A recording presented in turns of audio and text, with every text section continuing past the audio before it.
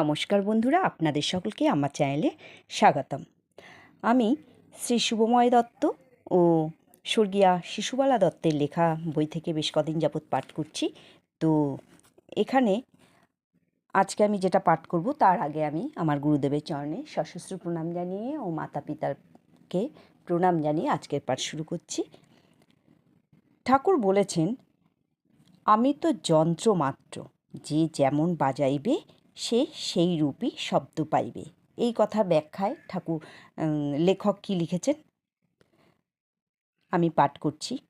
যেদিন শ্রী শ্রী ঠাকুর কৃপা করিয়া আমাকে দীক্ষা দিয়াছিলেন, সেই দিনই বিকেলবেলা তৎকালীন নোয়াখালী জেলা স্কুলের অ্যাসিস্ট্যান্ট হেডমাস্টার, যিনি যোগশাস্ত্রাদিতে ও ক্রিয়াকাণ্ডে যথেষ্ট জ্ঞান অর্জন করিয়াছেন বলিয়া মনে মনে অত্যন্ত অভিমানী ছিলেন, তিনি ঠাকুরের শাস্ত্রজ্ঞান ও ক্রিয়া কর্মাদি বিষয়ে পারদর্শিতার পরীক্ষা করিতে গিয়াছিলেন। কিছুক্ষণ কতগুলি প্রশ্ন করিয়া ও তৎ বিষয়ে আলোচনা করিয়া যে উত্তর পাইলেন, তাহাতে তিনি মনে মনে ভাবিলেন যে ঠাকুরের শাস্ত্রজ্ঞান নাই বলিলেও অত্যুক্তি হয় না।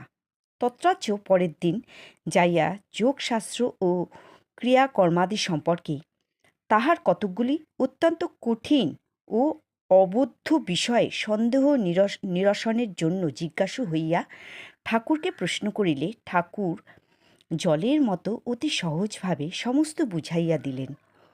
ওই উত্তরে তিনি বিস্মিত ও মুগ্ধ হইয়া পূর্বদিন ঠাকুরকে ভুল বুঝিয়াছিলেন বলিয়া বারংবার ক্ষমা ভিক্ষা করিতে লাগিলেন।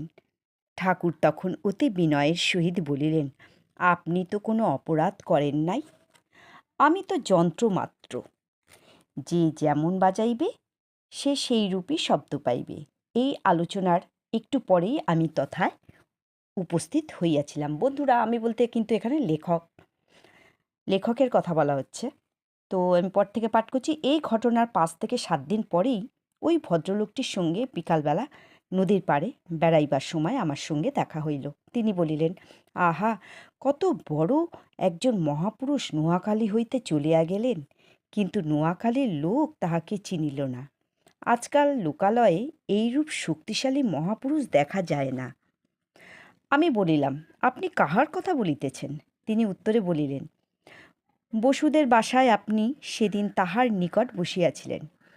আমি যদিও উল্লিখিত শেষ দিনের ঘটনার পূর্বদিন তাহারই অপার কৃপায় দীক্ষা লাভ করিয়াছিলাম, সে কথা প্রকাশ না করিয়া জিজ্ঞাসা করিলাম, আপনি তাহাতে কি দেখিয়াছিলেন? উত্তরে তিনি উপরোক্ত আলোচনার বিষয় উল্লেখ করিয়া বলিলেন, ঠাকুর অনিমা, লঘিমা, আদি অষ্টসিদ্ধি এবং অন্যান্য কল্পনাতীত শক্তির অধিকারী। তিনি ইচ্ছা করিলে চারিদিকে ইটের দেওয়াল ঘেরা বদ্ধ দরজার ঘর হইতে বাহির হইয়া যাইতে পারেন। তিনি ঐরূপ আরও অনেক কথাই বলিলেন এবং আমি ভিতরে ভিতরে তাহার অজ্ঞাতে আনন্দে অপ্লুত হইতে লাগিলাম। তো বন্ধুরা, এখানে আমি আর পাঠকে এগিয়ে নিয়ে যাব না। পরের দিন আবার ঠাকুর এক জায়গায় বলেছিলেন, লেখকের লেখার মাধ্যমে আমি সেটা কালকে পাঠ করে শোনাবো, যা হচ্ছে, আমি তো শুকনা পাতা, যেখানে হাওয়াতে উড়াইয়া নিয়া ফেলে সেইখানেই যাইয়া পড়ি। এই কথার ব্যাখ্যায় লেখক কী লিখেছেন সে কথা আমি আগামী দিন পাঠ করে শোনাবো। তো বন্ধুরা, আজকের মতো পাঠকে এখানে বিরাম দিলাম। নমস্কার।